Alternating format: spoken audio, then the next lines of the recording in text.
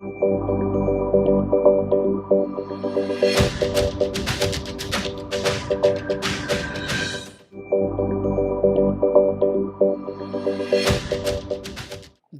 afternoon. Okay, so before we can introduce Ravish, everybody has to get up. It's a standing ovation to him. Oh, Those who don't know him,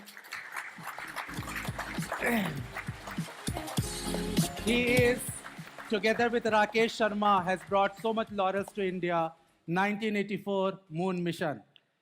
Ravish Malhotra.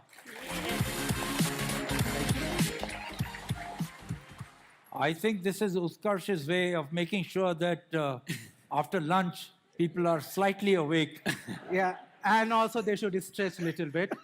So all the selfies with Ravish has to be taken outside this room after the session. Okay, we already have taken it ourselves. All right, so let's start on the topic. So as Faraz has said, it's about fixed mindset versus growth mindset, which Dr. Carol Dweck, a decade back, has done a research. She is a researcher in Stanford University. And it's very simple in a sense if we can take it away by the end of this session. So the fixed mindset is that we truly believe in our inherent skills, talent, values, and we try to make that one to appear good all the time. And we play by that one. Okay, say for example, the good one is that, hey, I'm a crisis manager, so I will be able to diffuse any crisis. But on the flip side of it, as many of us do it, hey, I'm not very good in maths, so no, don't ask me any numbers. If my manager asks some numbers about this matrix, I become very jittery. Or I'm not a good public speaker, so facing the crowd like this will be a very big challenge for me. So these are some of the examples of fixed mindset. Similarly, there is a growth mindset where people believe that whatever skills they have it, or they can acquire a new one by doing repeatedly, increasing every day by putting a lot of learnings, effort, and perseverance. So it doesn't mean that everybody with the growth mindset can reach the same level, but certainly it means that everybody can better themselves if we apply the growth mindset. Say, for example, those who say in a fixed mindset that, hey, I'm not good with public speaking, but if they know that their promotion has to be a leadership role for which they have to, conduct the town hall, then they will certainly put effort into it. Am I correct or not? So they will practice in front of mirror in small meetings and other one, and they will deliver it. You all must have noticed that. So now we have the panel, and we are going to go through various aspects of fixed and growth mindset. So my first question to all three of you, and in sequence or whatever, when you work with your employees or team members, what is the dominant mindset do you see in them, and do you assign work based on their dominant mindset? Tridib. So, like I was just looking at Suchithra a little while ago.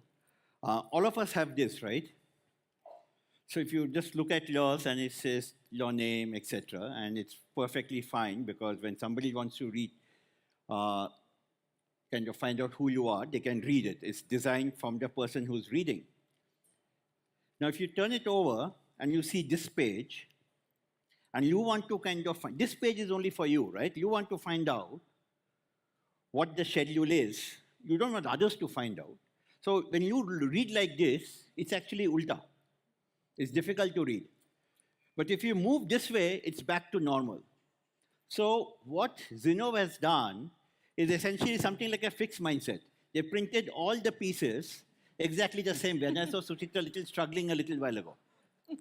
If they had done this one this way, this one ulta, and this one, then you're actually thinking from the customer and trying to figure out how to be a little different. All right? So let's move away from the work and stuff like that. Let's get into places that where we are really comfortable. Sports, right? And I'll give you three. From the world of tennis, I'll take 3 examples, and the world of cricket, I'll take 2 examples. World of tennis, 1988 or 89, there were 2 American teenagers who were highly touted. Aaron Kirkstein, if some of you don't remember, you're pardoned, and Pete Sampras. Kirsten actually was higher rated than Pete Sampras. Pete Sampras, Kirsten was a classical tennis player who used to hit, in those days, heavy topspin on both sides, but used to have double-handed. Pete Sampras, even though he won the US Open early in his life, decided good is not good enough, I want to be great. So for 2 years, he didn't win a title. He went out and completely reinvented his backhand. And he said, I cannot win Wimbledon if I don't have a single-handed backhand. And he became one of the best backhand players in the world. The third person, just to say that fixed mindset sometimes works, is Steffi Graf. Never had the confidence, even though she really had a good topspin backhand, always sliced her backhand, if you remember. But the talent was so great, she could manage to get away with a fixed mindset. Kirsten, on the other side, extremely talented, remained a very good player, could never become the great. Pete decided he wants to be great, and he chose to become the growth mindset. In cricket, for example, a lot of times, like when we were young, we were told to catch a ball like this. Nowadays, if you see, everybody catches the ball like this, right? So that's again the scenario is what you need to do to kind of become better at it. Now, coming back from ESPN.com to Zinnov.com, and coming back to the discussion we are having, you clearly need to kind of understand where people are, and we'll talk a little bit of encouragement. But like when you have people with fixed mindset and you feel that that's where they are right now, they do have a work, because a fixed mindset person can become really efficient, and really efficient is not the same as being really effective. So do you assign them work if they are efficient and fixed Yes, mindset? so there are a set of work where the work really needs to be done repetitive. Then you It's assign pretty them. much same. With higher efficiency, that's where you chose for fixed mindset. Suchithra, what about you? Yeah, I think it seems quite obvious when you're talking growth mind versus fixed mindset, that growth mindset is more progressive, and it's kind of looking obvious that that's what we need to inculcate. But I think it's how we get trapped almost in everything we do, all of us. And it's a spectrum. We get trapped because I think of our basic beliefs. Beliefs are deep, and also of the focus or the situation we're in. So very often you're in a situation where you're outcome focused and you want something to be done. And I'm in those situations very often. Yeah, you saw that I handle programs and projects, and that tends to be very fixed. So you're driving to an outcome and you go for it. At the same time, we are living in a world of change, and through the whole day, we discussed how the IT industry has progressed itself here from early days of just providing maybe staff augmentation to end-to-end services. So obviously, there is a shift in how you provide for work and how you perform work. And that has happened because teams have progressed themselves and risen to those circumstances, and we continue to do so, right? So I think there is a balance, and it's a mix of what drives Both of that. the outcomes that you need or what you need to achieve. Okay. Yeah, Ravish. Utkarsh, before I start, I think I'll just give a little Yes. background about myself. Yes. I am an alumni of the National Defense Academy, after which I went into the Air Force stream. I've had a distinguished career in the Air Force, Indian Air Force, served with them for over 30 years as a fighter pilot and as a test pilot.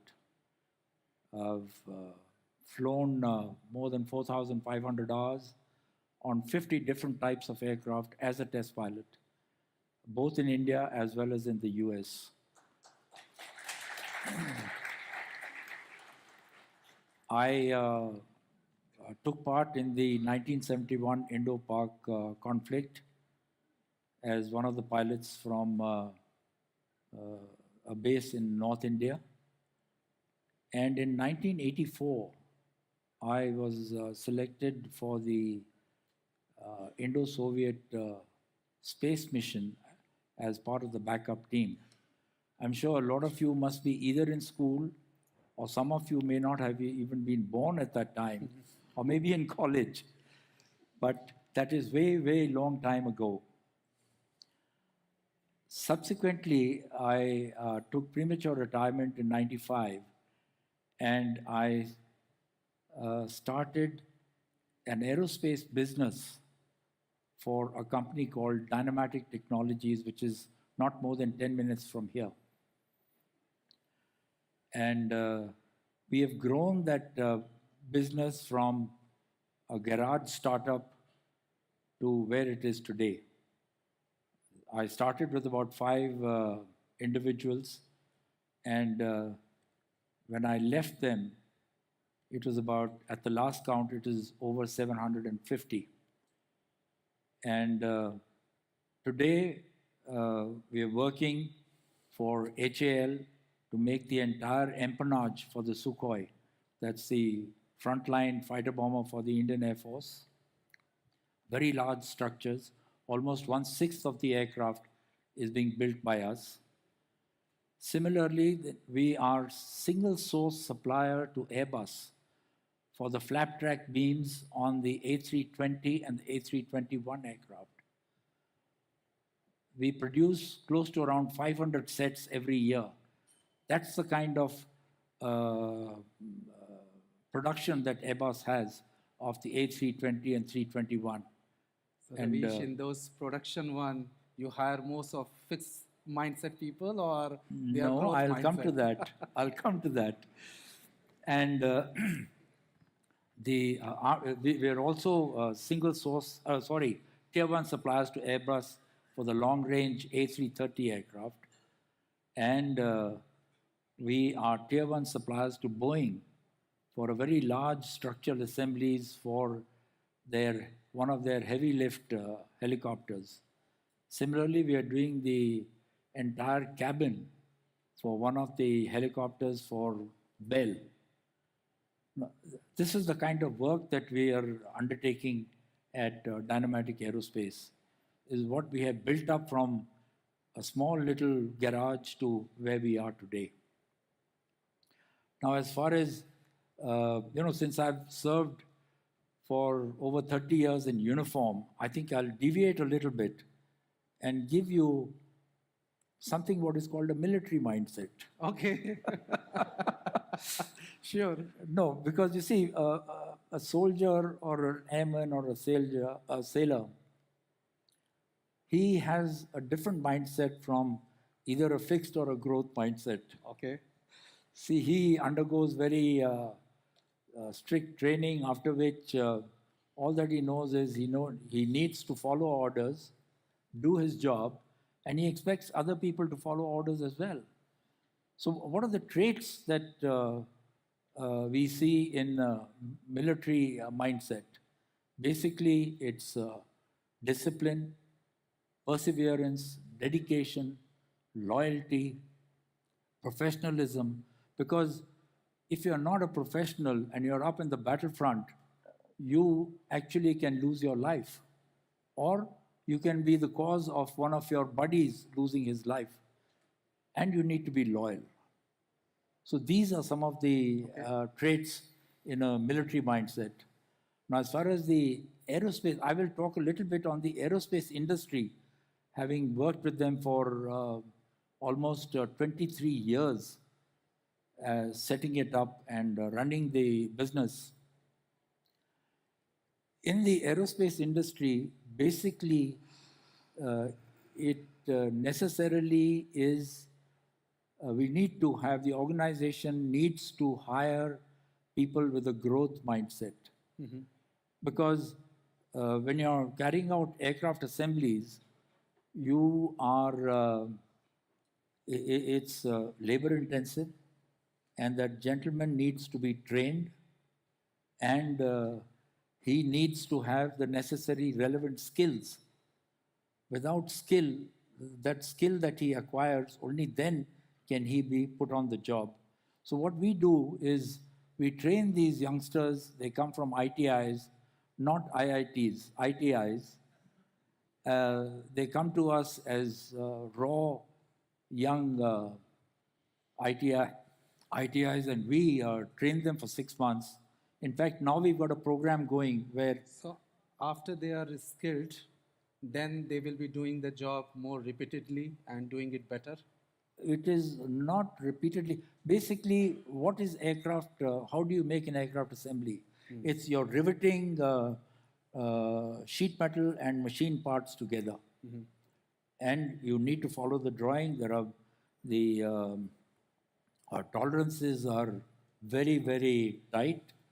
And therefore, and the materials that you're working with are very expensive.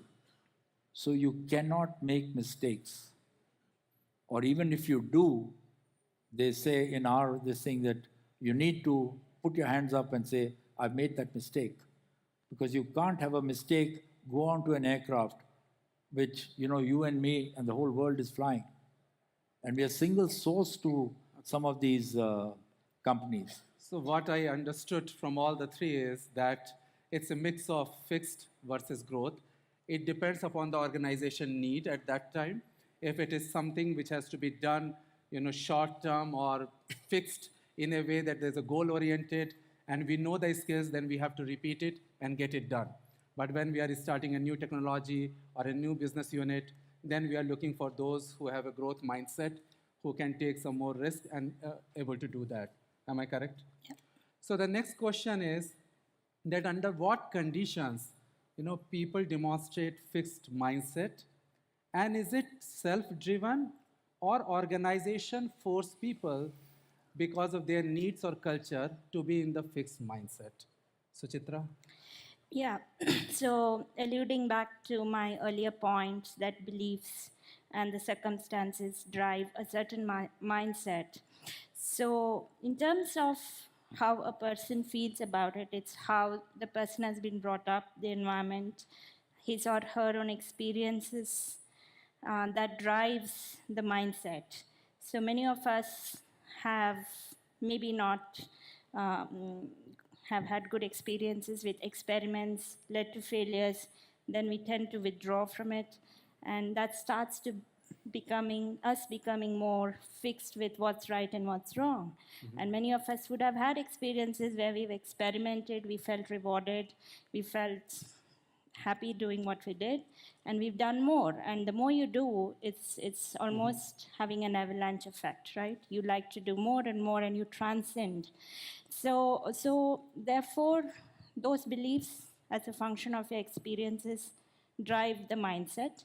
And I think Carol's work is so interesting because she makes you conscious of these very pitfalls. And the more you read, the more you realize that you may be in those traps, and how do you transcend them. From an organization point of view, it's very important how the organization builds the culture, especially at a leadership level. For example, in Shell, we have 4 leadership competencies which are really closely monitored for even growth, authenticity, collaboration, growth, and performance. Now, growth is an important pillar because, as you know, Shell is 100 years plus organization, deeply technical, very innovative in terms of the new technologies, whether it's deep sea production and exploration, or the other work we do in gas to liquid technologies.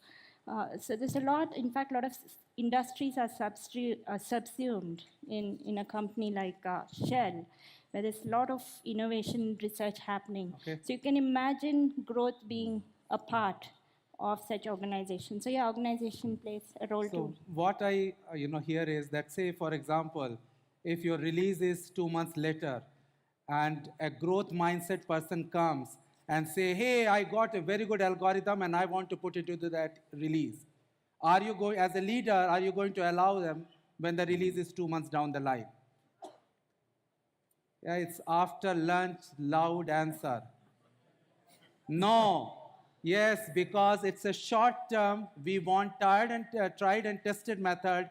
We don't want it to fail, isn't it? Unless until that algorithm is being tested on other platforms, it is going to meet the customer requirement, then certainly we will take the risk. But what happens when the organization gives the answer to a growth mindset person? What that person will feel? Any answer? Loudly. The person will feel, these people, they don't want any innovative solution. They just say that we have to do innovation. When I come with this, they just hinder my, intelligence and other one, and that person will be depressed.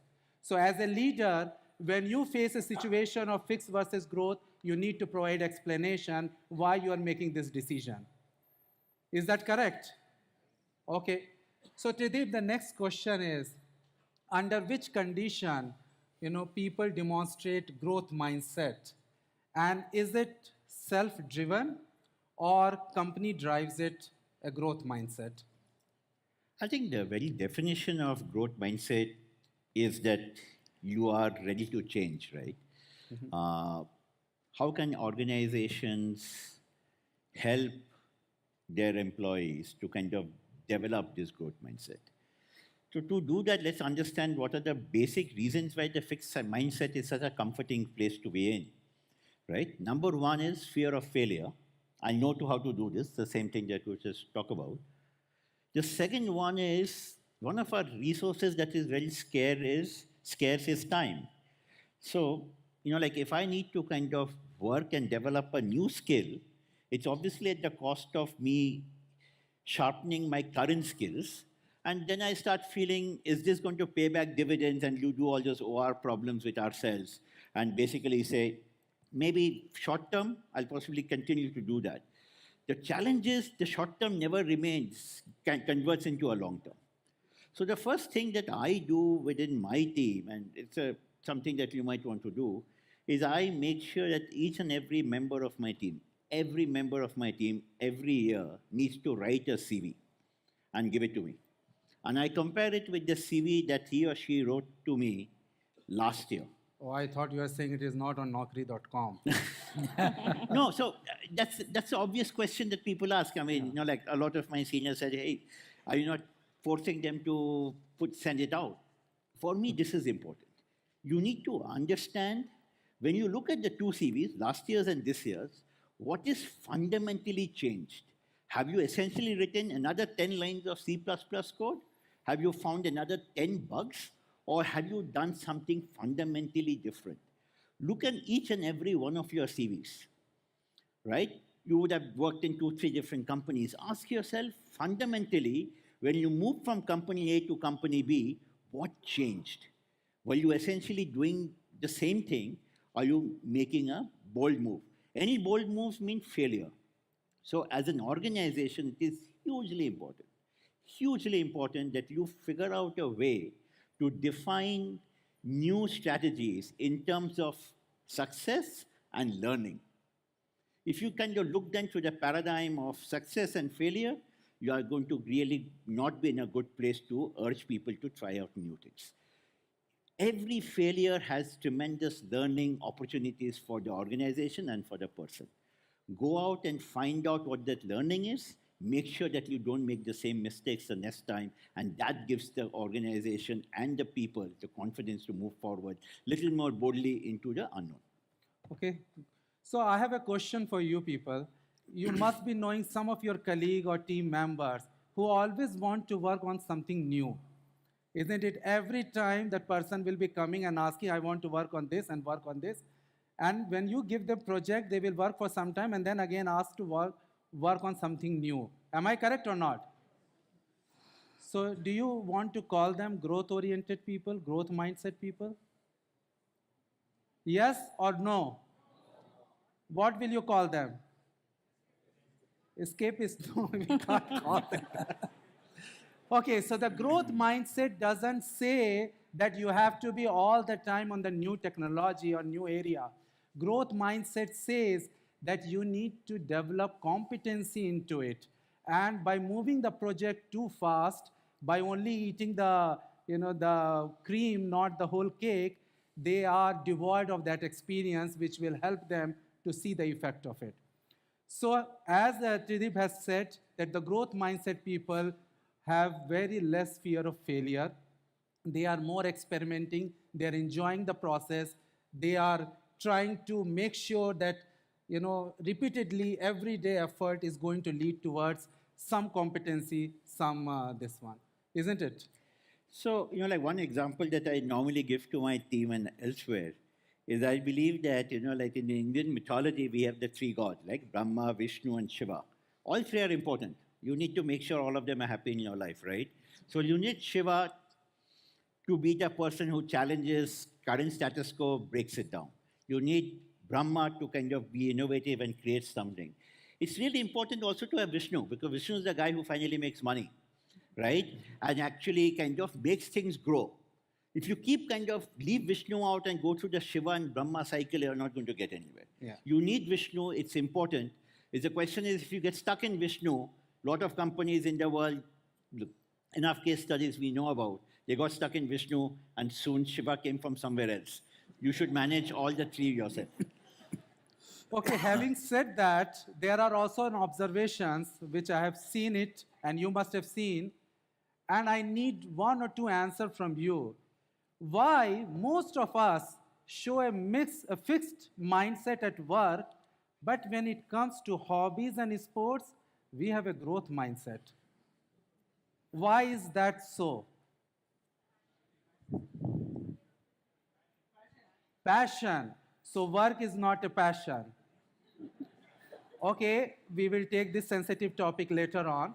But the point which I'm trying to tell you is Would you have been happier if they said work is fashion? work may be fashion also.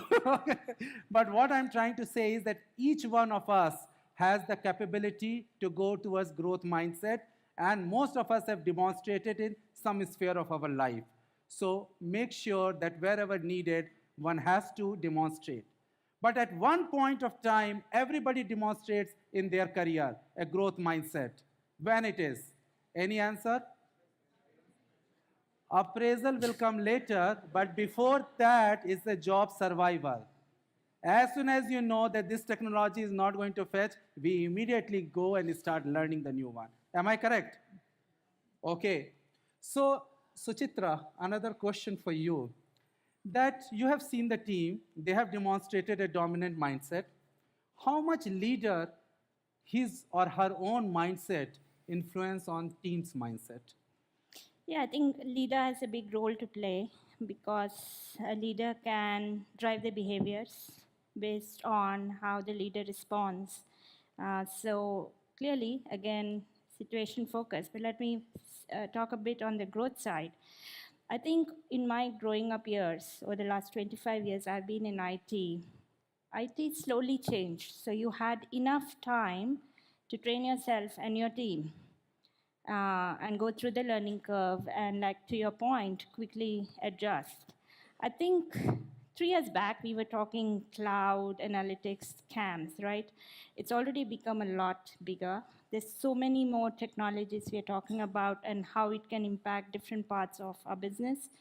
So things are changing much faster. I mean, 6-7 years window has collapsed to less than a year now. So as leaders, if we are not facilitating a very different environment for people to experiment, to let them fail even and fail fast, and still reward them. I mean, you've seen many organizations, including what we do in Shell within ITs, we do a lot of hackathons to start to enable people to ideate, to experiment. Gone are the days when you would put them in a box, give them a schedule, and fix a work and then measure them on schedule, budget. Of course, those macroeconomics stay, but it's also how do you experiment and let people ideate, come up with their own ideas, and come up with new products or solutions for the business. So yeah, leader has a big role in fostering this kind of culture where people can move faster. So is any doubt that leader does not have a big role in fostering the mindset? Anybody has any doubt? You can raise your hand, I can see.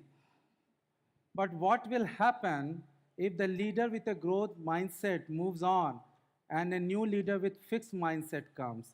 As a team member, what will be your response? Yes? You will adjust according to that person. Okay? So that is why it is very, very important what Dr. Carol Dweck has said. unless until the mindset is not gone to your subconscious mind where you have not felt it inside, then otherwise you are just complying with the leader's style and leader's approach. So the best thing is that you need to feel about fixed versus growth mindset. Now, my last question to you people before we open up for Q&A, you have to give one-line answer. You have partly given that answer, but I want to know from you, Ravish, what would be a good mindset for success? I think what straight away comes to my mind is hard work. It's from personal experience. In other words, a growth mindset. You need to be open. You need to, be able to accept new ideas. Nothing is impossible today. Everything is possible. And there is no problem which doesn't have a solution. That's what one needs to keep in mind. There was a time when Graham Bell invented the telephone.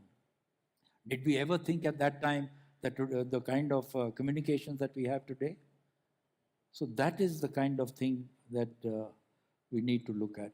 But what happens, very often is that in the corporate world especially, as people go higher up on the ladder, they tend to become little fixed mindset.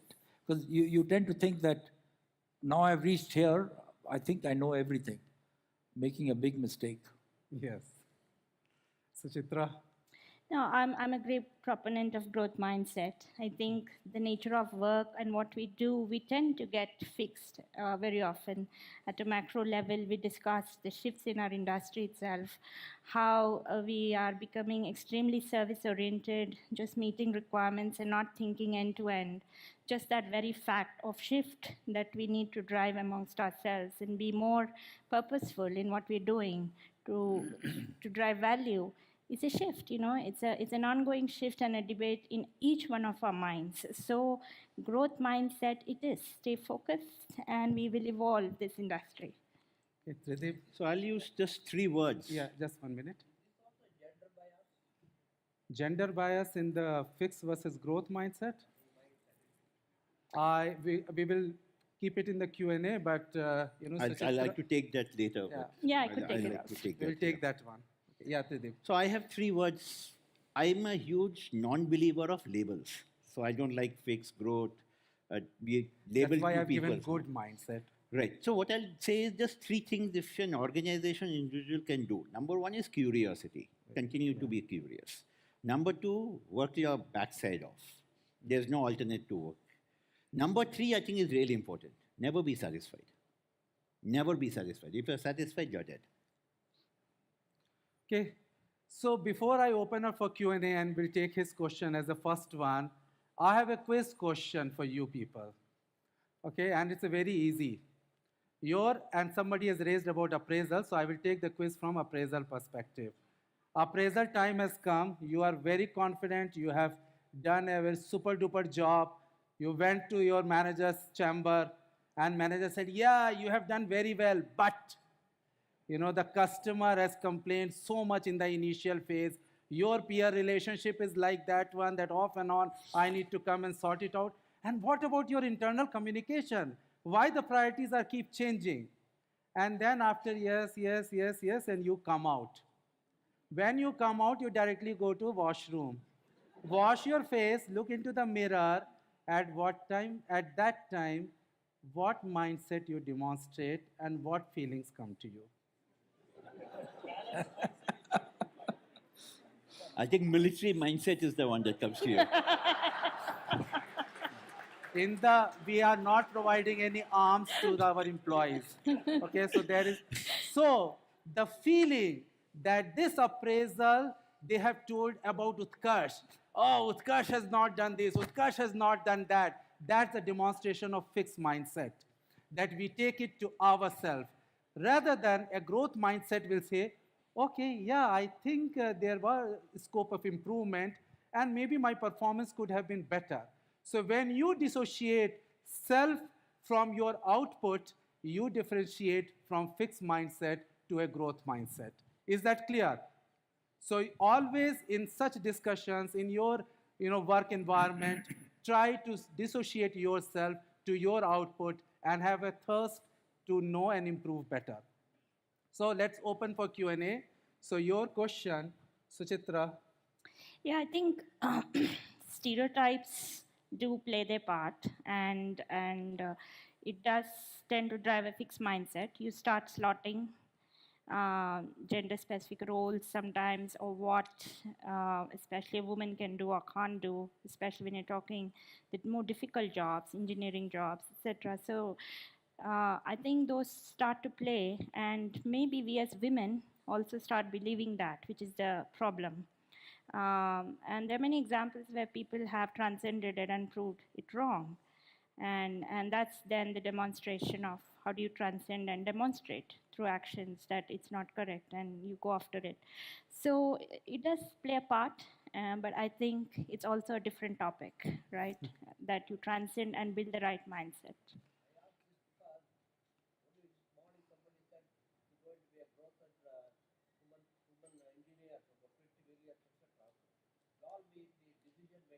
Yes. Yeah.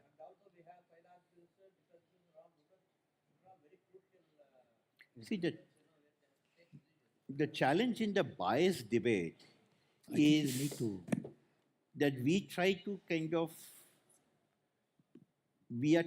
to kind of put everybody in the same silo.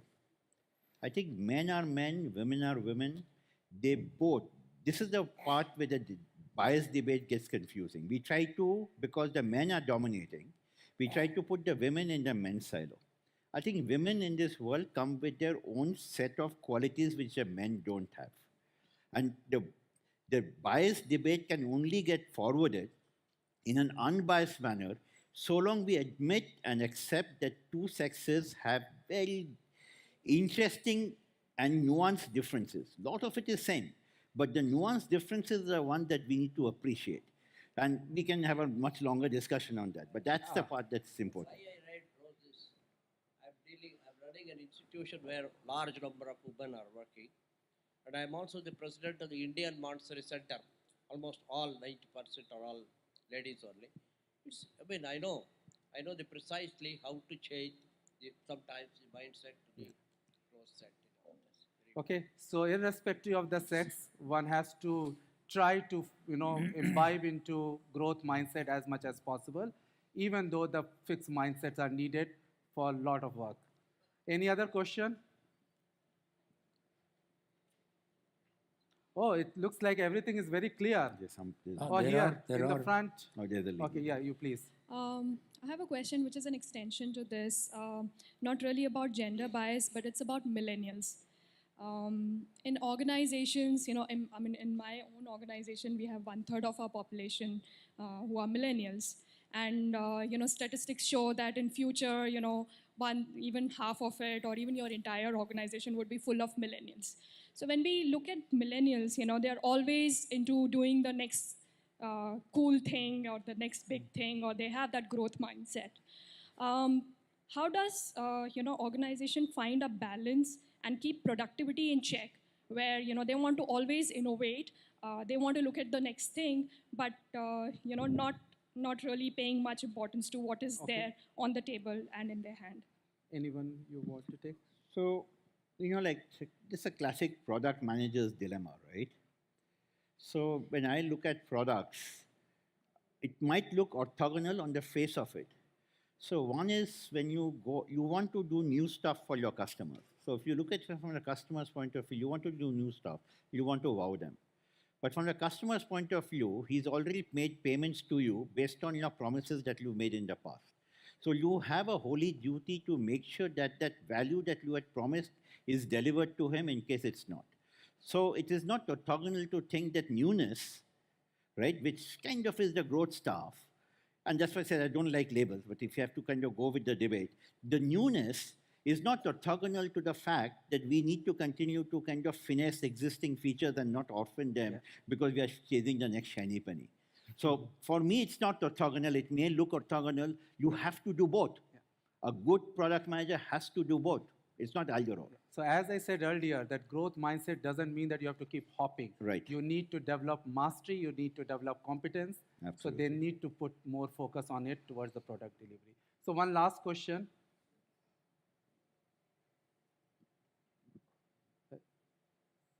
You can just. You can You're speak close loudly, enough. we You can will just speak repeat loudly. it. So my question got partially answered, but I'll still go ahead and ask. So this, like, one school of thought was that, you know, you should only focus on your strength, because it's, you know, you can excel much better if you just focus your core strengths and just go about, you know, excelling in that. Like, you know, it was hard for, but the growth mindset also, what we are hearing is that you have to be more self-aware, learn new skills, you know, charter into the new territories and things like that. So how do you balance between the two? I said three things, right? Curiosity, hard work, and never be satisfied. If you work that out, all this becomes a non-issue. And that's my sense. I don't know what Suchithra or Ravish wants to. So I think that exactly is the trap, that you should be careful. You've been conditioned to say this is your strength. And we live in a very non-linear world. I mean, think about it. When you started your career, I don't know your background. Let me give my example. I thought I was a great programmer since I graduated computer science. I loved programming, and I believed that's my world. I'm doing something very different now. As you progress and do different things because of the changes around you. So I think falling into the trap that this is it and this is my strength, I just need to polish it, is the problem. You will have to keep self-discovering, like you said, through self-awareness, where your strengths are navigate, and therefore find your sweet spot. I mean, it's about that awareness. So in the interest of time, I'm just wrapping it up. So basically, we are in this corporate world where we are always result-oriented. We are always for short-term goals, and we have to meet the goal, which forces us to be in the fixed mindset, where we don't want to take mistakes, where we don't want to do mistakes. We are quite self-critical, and we are always worried about ourselves. It's just like that one, that we have a birthright to be promoted. We always look for promotion, isn't it? And we always work towards it, and always when the promotion comes, it came late, okay, in our career. But how long this happiness of promotion lasts? Can you tell me? One day, 1 month, or till you have treated others or not, and then we are again for the next one. So this result-oriented, self-goal-oriented is one of the root cause for the fixed mindset, rather than enjoy the process of learning, developing the mastery and competency. And I want to give you my own example, which I have how I transitioned from fixed mindset to a growth mindset. I was not a sports person throughout my life. And in the due course of time, my waist has started increasing and increasing.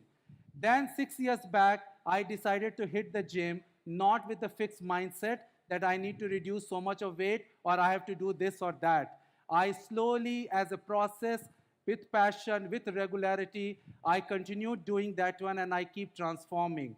And for your information, I am releasing my book on fitness, The Fitness Currency, next month, which is for the fitness for professionals, because I have taken this fitness to a level of competency where I can release the book. And a sports minister of India has sent the quote for my book. So if I can do change from fixed mindset to a growth mindset, we all can change whenever needed.